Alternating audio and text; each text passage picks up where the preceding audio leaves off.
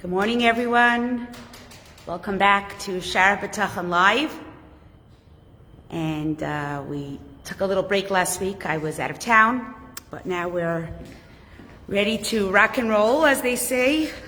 Lots to cover today, and especially a lot of prayers today.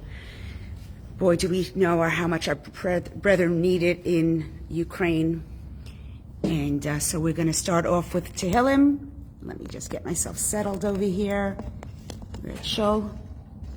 Let's see, everyone gets on. Good morning, Shirley. Okay, a little bit crooked over here. Okay, hello, Shirley. Good morning.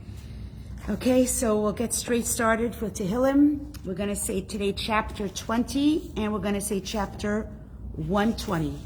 The shluchim in Ukraine were sticking around, specifically in Kiev, to take care of their communities and to feed them. And for what I understand this morning, they were told by authorities they must run because Kiev is really being bombarded now. So we're going to say Tehillim for these wonderful, incredible people who are so committed to their communities. I mean, these are shluchim with families. They're Americans, they're Israelis. They can definitely run. And they're staying to take care of their community. So let's start. We're going to say Tehillim for many who need refuah shlema and for our brethren in Ukraine. If you have a Tehillim, open it up. I'll just quickly say the names of those. And if you want to put down anyone's name that you want us to say Tehillim for. Good morning, Corinne. Good morning, Shiran. Good morning, Esther and Helga. Good morning. Okay. Yaakov Moshe ben Necha, Yehudas bas Sari, Yitzchak Moshe ben Rachel Reza, Tzipora Hinda bas Miriam, Rachel Miriam, Sarah bas Chana, Chana Devorah bas Golda bas Menucha bas Emmanuel, Sarah bas Rivka, Yisrael ben Esther Golda, Nachamadina bas Esther Hadassah, Henya Tzipora bas Chayu Chevet, Tuvi Moshe ben Peril, Liran Bracha bas Shendel Leah, Rivka bas Chafitza, Leah bas Chafitza, Dalia bas Yehudas, Henel Tova bas Tema bas Moshe ben Miriam, Leah ben Etel, Naomi Sarah ben Tzipora, Sarah bas Penina, Do ben Tova, Malka bas Rachel Reza, Yeshua ben Leah. Anybody else? Good morning, Elaine. Does anybody else want us to say Tehillim for anyone? Feel free to put it down right over here. We'll do our Tehillim for them, and we'll do our Torah learning in honor of, good morning, Elaine. Good morning, Elise. In honor of all and in merit that everyone in Ukraine should survive this without casualties, without loss of life, without loss of monetary goods, and that the Haman of today should come to his senses and the war should end.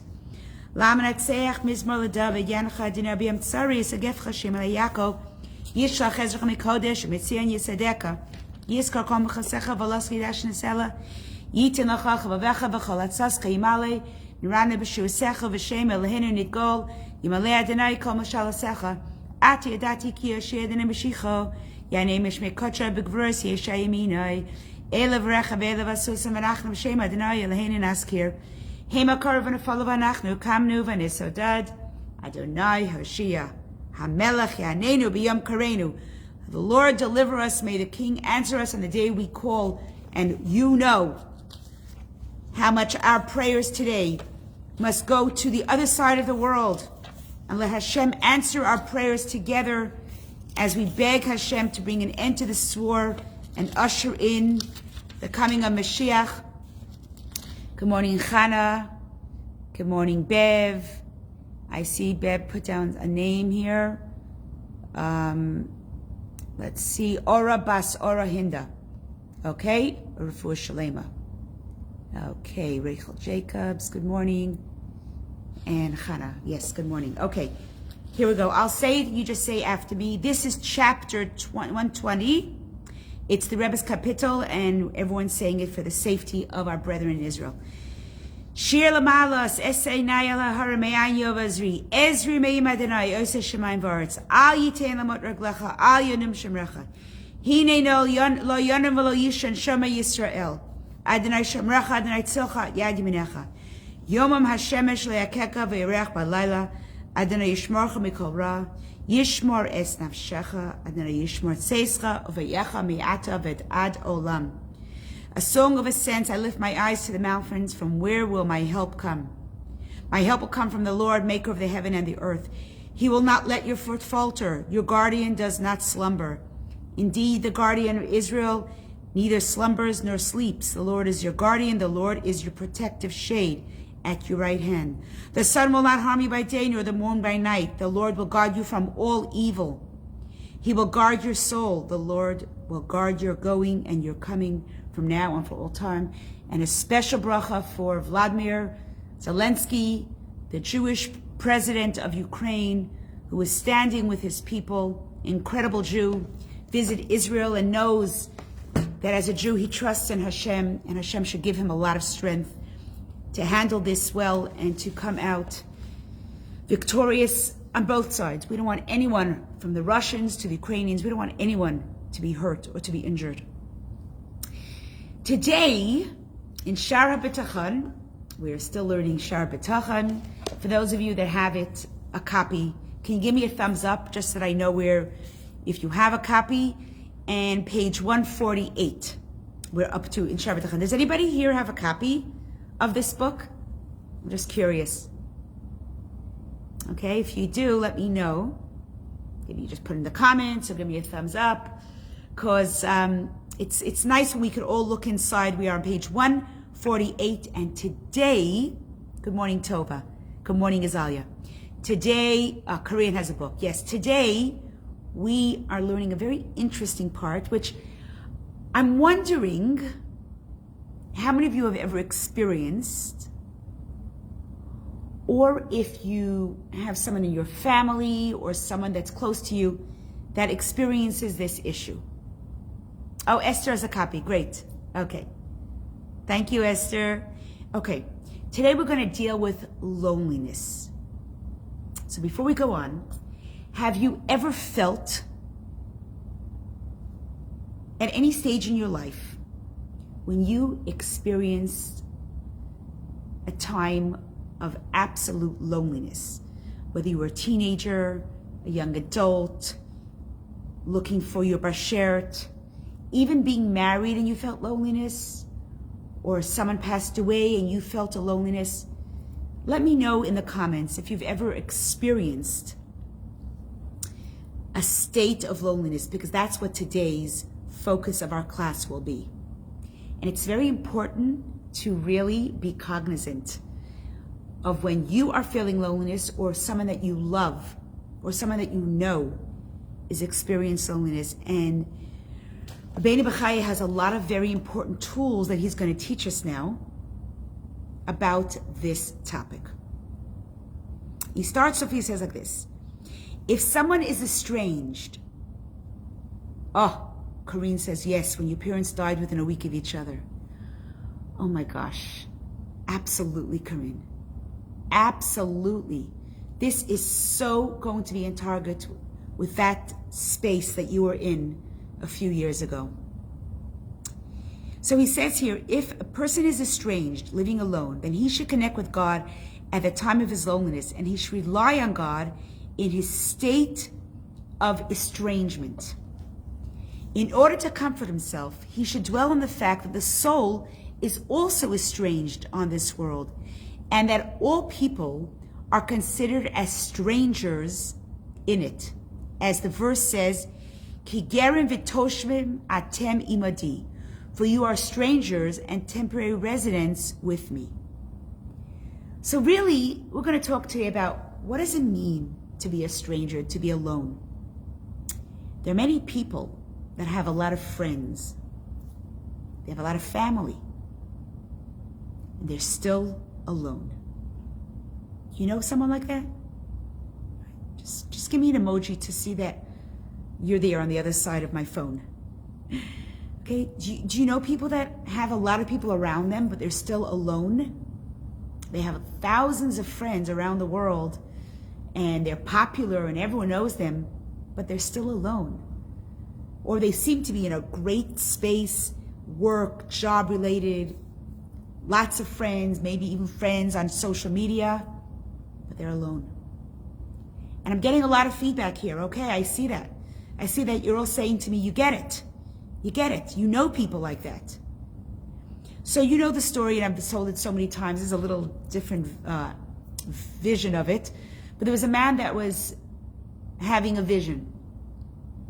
And he sees that he's walking on a beach. And there's a pair of footsteps in the sand. And he assumes those are his footsteps. And then he sees 2 footsteps, 2 sets. And he goes, wow, I guess God is accompanying me on my trip, on my journey.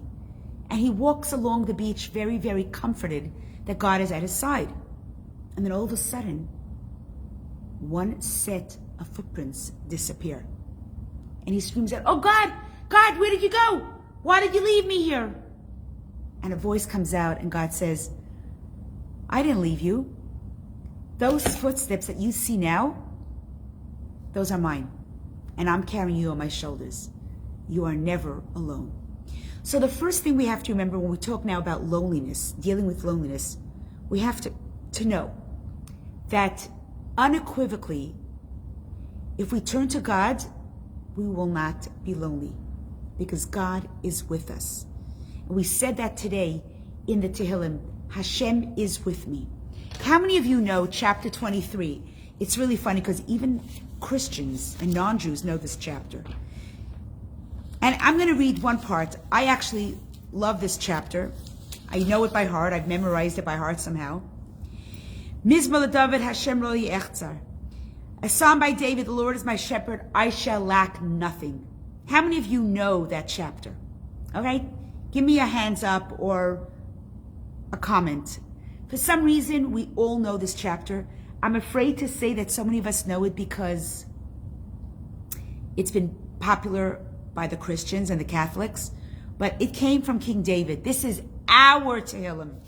This is our Tehillim. And every one of us, every Jew must own a Tehillim. And he says like this, though I walk in the valley of the shadow of death, okay, you can put the rest in the comments, I will fear no evil. For you are with me, your rod and your staff, they will comfort me. You will prepare a table for me before my enemies. And then he continues and says, only goodness and kindness shall follow me all the days of my life. And he ends, V'shavti b'vet Hashem l'orach yamim. Hashem is always with me forever until I pass away. And at that point, Hashem still is with us, and he takes us back to the journey up in Olam Haba, in the world to come. So what is with this chapter that's so important? Today we're going to talk about something that I find so incredible. Oh, okay, Karina Chana, wonderful. I find so interesting in Rabbeinu Bechaya's book today. You know, remember we said, when did Rabbeinu Bechaya write this book? The Shaar Habitachon. Do you remember what year we said? When we learned the beginning of this book in the introduction, and it says to us, when did Rabbeinu Bechaya write this book? And it's interesting because this book was written he wrote it when he was a leader of the Jewish community in the Iberian Peninsula.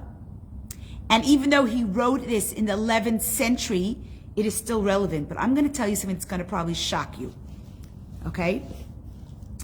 He talks about the human condition and the hierarchy of the needs of a human being. All right? Many of us have learned this when we're learning psychology or you were in school, right? Did any of you learn Abraham Maslow's the level of the human needs, the level of the hierarchy of what our needs are, the base needs and how they become more sophisticated as we progress? Have any of you studied this? Yes, Karine said she studied this. So he talks about the basic needs, right? And he says, what are the basic needs? The basic needs of a human being is food, water, warmth, right? The basic needs. Rabbeinu Bechaya talks about that first. He says, a human being first needs our body. And when he talks in this book about the human condition, he says, first we take care of the body and our health. And he tells us how to do that. And we learned that, right? Remember. Then he talks about our safety. And he alludes to that with our parnasa. Because if you have your rest and you have your food and you have your water, then the next thing you need is a parnasa. And he talks for many parts of this book. He discusses how to get a parnasa and how to trust in Hashem for your livelihood and what to do if you don't have it and if you cheat and what you do if you steal and all this stuff. Well, that is in Abraham Maslow's hierarchy. He says that's the second level. That's the second need. That's security and safety. And then the next need, which we're talking about today, he talks about the people in your life. And that's the third level on this hierarchy. He says that belonging and love, right? Intimate relationships and friends. And sure enough, Rabbeinu Bachaya, that's part of his third level. And the next level, believe it or not, that Abraham Maslow talks about is esteem needs, prestige, feeling of accomplishment. And the last one he terms self-fulfillment needs, the self-actualization, right? Achieving one's full potential, including creative activities, which Rabbeinu Bachaya will get to as well. So I'm wondering, did this great, brilliant psychologist look into Shaar Habitachon to create this hierarchy? We all learn it. We all know it. But everything that we learn comes from Torah first. How many of you know that already by now? Give me a thumbs up. Everything that's out there, every scientific discovery, theory, anything that's relevant today has sources in our Torah. And we have to sing out loud every day, Ashreinu matov chalkeinu. Thank you, Hashem, for giving us the Torah and for teaching us the wisdom that is so real and so raw and so apropos, and how you can live your life just immersing yourself in our Torah. Okay, good morning, Ingrid, and good morning, Arlene. It's so good to see you all joining. So Rabbeinu Bachaya, his hierarchy is really what I believe gave Maslow his basis of his discovery. But today I want to talk a little bit about loneliness. Loneliness, I believe, is the third level, because a person who doesn't have food, hi Ingrid, a person who doesn't have food and doesn't have water, they're not up to loneliness. They're just searching for water. They're fine without a friend. They need water to sustain them. But it's only after we get to the level of we have water, we have our food, we have our needs, then we realize, wow, I need friends. We need friends. We can't be lonely. I'm going to share with you a fascinating story. Fascinating story. This young man, he wasn't married, but he wasn't very young. And life was creeping on, and he still was not finding his bashert. And he was very, very broken because, he had his first level, he had his second level, and now he was ready to build a family. He could not find his match. Well, one of the reasons that he eludes his unsuccessful finding a match is because he had a terrible scar across his face. And the first thing you noticed when you met him was that the scar went from his eye all the way down to his chin. And no matter how much plastic surgery he did, this scar was a predominant feature on this young man's face. And he knew it. He was a man of sterling character, wonderful personality. He had a great job. He was otherwise handsome, but it was so dominant that every time he dated a wonderful girl, the date went well, like they had good conversation. But whenever he asked her out for a second date, the answer was always no. And this man felt horrible. He felt lonely, right? This part of the Shaar Habitachon, there was a void in him that he needed to fill. He needed to find a wife. You know, it's so interesting. Just an aside. Everything that God created in the world, what did he say after he created? He created and said, this is tov. This is good. The only thing he said, lo tov, it's not good, he said, was when he spoke about Adam. He said, Adam was created alone, lo tov lihiyos levado. It is not good for man to be alone. And that's when God created Eve, Chava. Some say that she was created from the rib of, Rashi says she was created from the rib of Adam. Others say that they were created as an androgynous being and God separated them. But we know one thing is for sure. Adam was created alone, just male. And God said, it is not good. So here's this man that has a great life. He has a great job. He's very accomplished, but he doesn't have a wife and he feels alone. Amazing fellow, big heart, sterling character, cannot find a wife. So he goes to a great sage by the name of Reb Chaim Kanevsky, a great sage who lives in Israel, and tearfully he says, I don't know what to do. I'm never going to find a woman to call my wife because I only want to marry a girl that has good qualities, good personality like me. I know who I am. I know what I have. I can't just settle short. I won't be happy. I need to find my soulmate. What should I do? And I know it's because of the scar on my face. So the rabbi tells him, the next time you meet a girl, bring up your scar in the first date. Talk about it. Tell her how you got it. And tell her what it's for. And it's the elephant in the room. Just talk about it. Okay. You're a great rabbi. I will follow your advice. And so a couple months later, someone suggests a really great girl. And she's described to him like this girl with sterling character. She's beautiful. She's wonderful. She has good midos. She's kind. She's smart. She's adorable personality. And she's beautiful. Now that part scared him because, listen, a beautiful girl is probably going to want to marry a handsome guy. That part he was a little bit upset about, but he agreed to go out on the date. And in his mind, he's thinking, maybe they're just exaggerating. Maybe she's just average. Maybe she isn't really beautiful. So they get out to the first date. And as they're sharing their drinks, well, he buys her a drink. They're sitting down. They're enjoying a drink. He says to her, so nice to see you. So nice to meet you.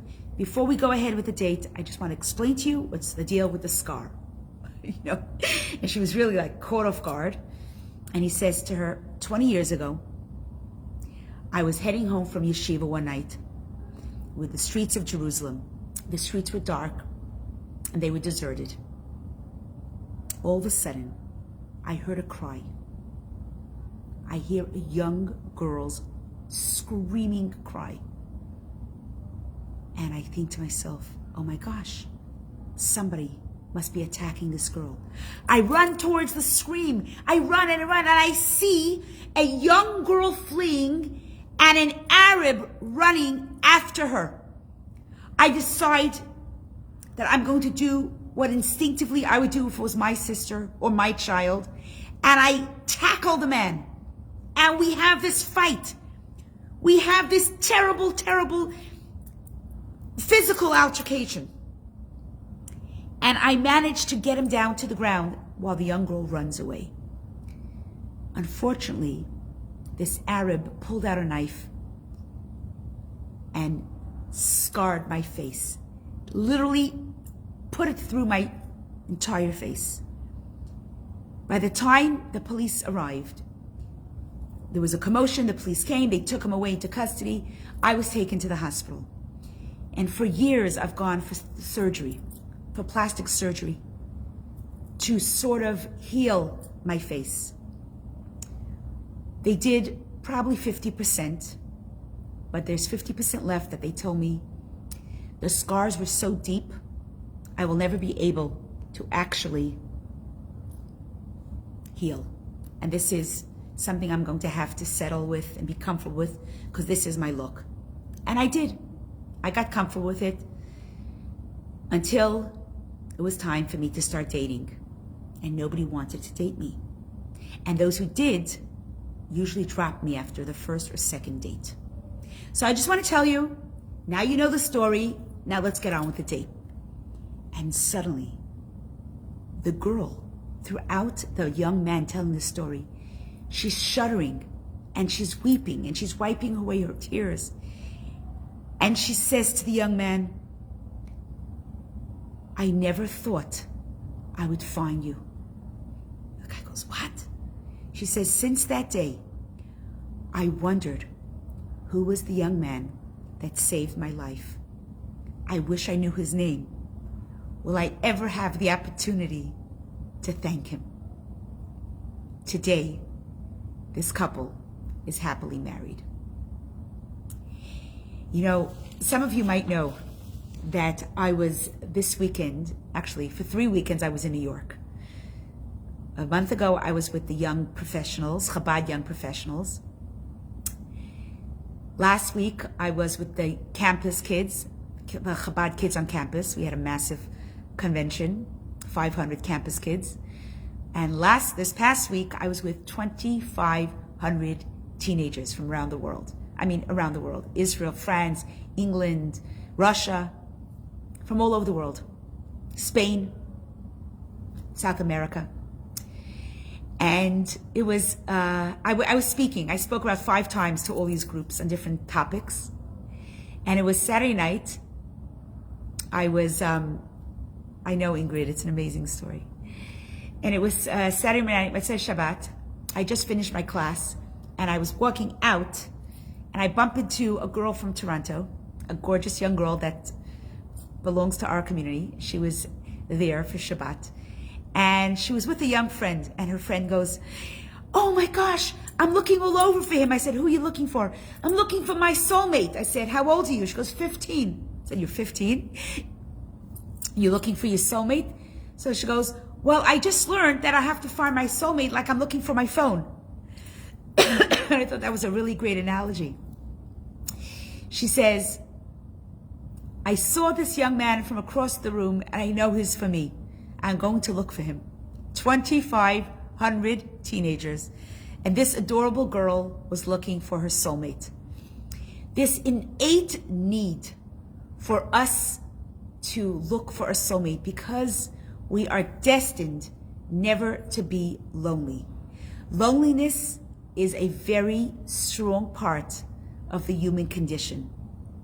And it is very hard for us to be alone. And Rabbeinu Bachaya talks about this, and he says, there are 2 things that a lonely person has to know. If a lonely person is learning Shaar Habitachon, right? Then he has to know that every human being comes in to the world with the knowledge that they eventually will be lonely at one point. For some people, it's on their deathbed. For some people, it's at a certain juncture in their life. For some people, it's on their journey back to heaven. There is a time when we are lonely. And they have to know that, Rabbeinu Bachaya says, that you should never feel alone because God is always with you. Gam ki elach begeitz hamaves lo ira ra ki ata imedi. Even if we are walking through the valley of the shadow, we are never alone because God is with me. So that's a very important thing for a lonely person to remember. But for us, if we see lonely people, what are we supposed to do? Anybody? If we see lonely people, should we tell them, oh, don't worry, you're not alone. God's with you. There are a lot of lonely people in the world. You'll be okay. What do you think you're supposed to do, or how are you supposed to deal with lonely people? And you put it into the chat. So I'll tell you. If you know any lonely people, you have to comfort them. Good. You should embrace them. Excellent. And as soon as COVID is over, invite them. Invite them into your home. Exactly. Embrace them and allow them to become part of your circle. We have to be sensitive and very cognizant of lonely people. That's right, Isaiah. We have to realize that lonely people need us. And if they cross our path, it's because we are meant to reach out to them. God put us there, not for us to say to them, oh, you got to go pick up that book. Oh, you got to pick up that book. That book will tell you that it's okay to be lonely. You'll be fine. No. If a lonely person reads this book and says to himself, wow, there is a space for loneliness. I'll deal with it. I'll realize that God is with me and I'll embrace it. That's that person's prerogative. They can make that choice. But if we meet someone that's lonely, we need to show that we care. Exactly. And we need to invite them. So it's very interesting because you look at the different psychologists throughout our history. You know, Freud spoke about, that's right, Freud spoke about man's drive is sexuality. That's what drives the human person. Adler said, no, man's drive is power. And when I look at Putin today, I think he's got something right, that need. But most of us don't have that need for power. Someone like Putin, unfortunately, an ingrate like him, yeah, it's just about him and his power, that need for power. Viktor Frankl, one of my favorite psychologists, he said it's the search for meaning. But there's another, maybe not such popular psychologist. His name was Harlow. And his student, Bowlby, really took his theory and created a whole movement out of it, the theory of attachment, which Sue Johnson, more of a current psychologist, speaks a lot about. But Harlow, actually, in 1958, you let me know if you've seen this very popular experiment. He wanted to know how necessary was the need for attachment. So he took a monkey and he set up 2 pretend monkeys in this cage. There was one monkey that was just hooked up to wires, but gave milk to the monkey when the monkey was hungry. But the other monkey had no food. It was just a soft, cuddly, teddy style monkey, just a soft. And what do you think happened? This baby monkey, by the way, this experiment would never go today. It would be considered inhuman. But in 1958, psychologists were doing these things. Which monkey do you think the baby monkey became attached to? The one that gave him soft, warm milk? Warm milk? Or the one that just gave him warmth and attachment? And they were both not real monkeys. One was a wire monkey and one was a soft cloth, cushiony monkey. Which monkey do you think this monkey was attached to? Corinne says the cuddly one. Yeah? Anyone else? The one, yes, warmth and attachment. Yes. Arlene, exactly. The monkey that gave warmth and attachment. He jumped over to the other one when he was hungry, but he jumped right back when he was needy for the rest of the time. You know, we know so much today about the human condition. And we know how important it is as parents that the primary caregiver, right, the mother or the father, but the primary caregiver must give the child attachment. You know, there was a time when babies were given, so of course nursing a baby gives you that attachment, right? By the way, do you know that the human being is the only creation? Excellent, Arlene. We're going to get to that soon. The human being is the only creation that nurses their child face to face, right? The breast is right near the face. So when the child nurses, it looks into the mother's eyes. As opposed to animals, they nurse from underneath the belly of the parent, the mother. Did you notice that? And there's so many people that they can't nurse, so they take a bottle, and it's not a problem. But there's so many times that their babies are left in the crib, and the mother takes the bottle and just like props the bottle with a blanket, so the child is not getting that attachment. Children need attachment. Teenagers need attachment. Adults need attachment. We all can't live in loneliness. We all need that warmth. We need that cuddling. We need that caressing. We need it at every single stage. I'm going to tell you something that is so true. The beauty of having large families. So my daughter, Baruch Hashem, gave birth to her 7th. Her oldest is a teenager. And I saw something that hit me last week when I was visiting her. This teenager comes home from school, and he immediately jumps to grab his 2-year-old brother. And the two of them cuddle on the couch. And he tickles him, and he throws him in the ear, and they hug each other. And I thought, what a healthy teenager. Teenagers today need cuddling. Teenagers today need warmth. They aren't getting it. How many parents think that their teenager doesn't need warmth? So they say, hi Josh, or hi Dovey, or hi Ilana. And the kid is like, walks away because they're too big to get a kiss. Those teenagers need kisses. Those teenagers need love. They need the warmth. They need attachment. The whole psychology of the attachment theory is that we as humans need attachment throughout our life. And if we don't get it from our spouse, we need it from our children, from our grandchildren, even from a friend. What a hug can do to a person, the endorphins that it brings out is crucial to the human condition. And Rabbeinu Bachaya speaks about it here, that we have to be there for people. And we have to show them that they are never alone. And that they have to reach out to their community. And reach out to Hashem. And join a community. And not to stay alone.